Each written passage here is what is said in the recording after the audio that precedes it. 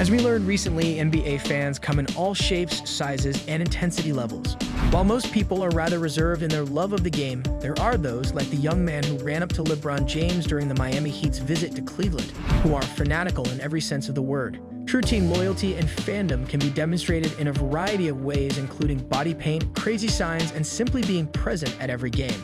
You don't need a lot of time or money to prove that you support your favorite team, but you may need a lot of both if you want to be considered one of the NBA's craziest fans.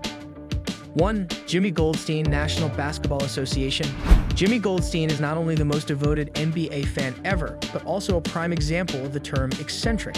NBA Commissioner David Stern refers to Goldstein as a superfan, an accurate description for someone who travels around the country to watch at least 100 games each year. Goldstein is a multimillionaire who loves basketball, and that's all that most people know about him. The clothes that he wears to games rival the suits of Craig Sager, and despite having front row seats at virtually every game, he doesn't appear to have a rooting interest in any particular team. 2. Mr. Orn, Phoenix Suns. If the picture didn't make it abundantly clear, Mr. ORNG is a die-hard fan of the Phoenix Suns. He serves as an official ambassador for the team, has more than 2,000 followers on Facebook, and even has his own Twitter handle, @PaxNorm. It seems that there are advantages to having an orange skin tone. Mr. ORNG has met a number of celebrities over the past several years, including former vice presidential candidate Sarah Palin. Last season's end, Josh Childress even gave him a pair of shoes as a parting gift. Mr. ORNG attends Arizona State University for his MBA when he isn't at Suns games. 3. The big man on campus. The Philadelphia 76ers, a man known simply as Big Daddy, is the 76ers' biggest supporter. Fans at the Wells Fargo Center love James Brister, a member of the Sixers Revolutionaries fan group. In addition to distracting the opposing team's players, Big Daddy keeps the crowd entertained during timeouts by using a variety of tricks and stunts. After being featured in the NBA's weekly fan spotlight earlier this season, Brister has become something of an unofficial mascot for the 76ers. 4. Clipper Daryl, the Los Angeles Clippers. Daryl Clipper fandom is essential to any discussion of NBA aficionados.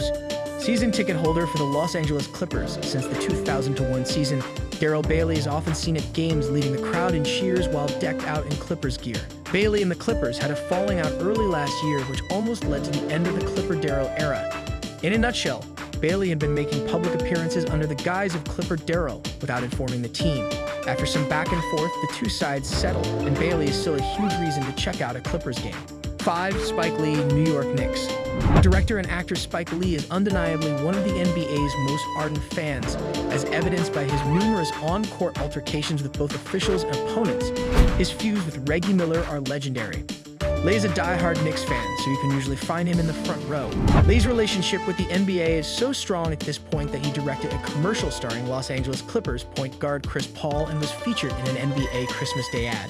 LeBron James and a fan throw the dice. There was even an on-air interview with the fan after the event, making this one of the most interesting fan-involved moments of the year.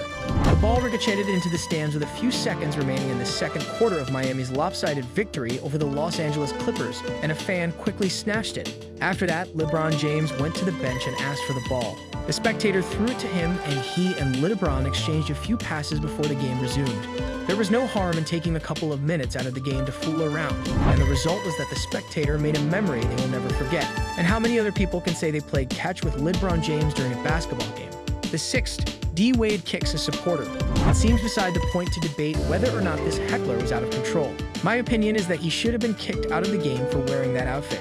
Some might say this Utah Jazz supporter was having a little too much fun, but with his shouting at anyone who would listen, including, apparently, Dwayne Wade. Some of Utah's finest workers in burgundy jackets stroll over and escort the well-dressed gentleman out of the building after he gets a little too pointed with D. Wade. Your admission gives you the freedom to respond as you see fit, but being a jerk isn't one of them. Mayonnaise fanatic Oju Mayo signs Mayo for her. Even though it's just one image among many on the Dallas Mavericks Tumblr page, this is one of my favorite non-basketball moments of the current NBA season. At a Texas Albertsons, an unidentified man approached Mayo with a jar of mayonnaise while he was signing autographs. I'd like to think he walked into the store without knowing Mayo was going to be there, and then frantically searched for something to get signed, anything other than one of those cheesy photos from a stack that you can have signed at an autograph session. When he saw the condiments, the word Mayo jumped out at him from the jars. The idea struck him as brilliant, and he hastened to purchase a copy and have Mayo sign it. Whether or not he actually consumed the mayonnaise is the only thing keeping me guessing at this point. Who exactly would hoard a sealed jar of mayonnaise for the foreseeable future? 8th, the half-court attempt gets stuck. After watching the video, two things stood out to me.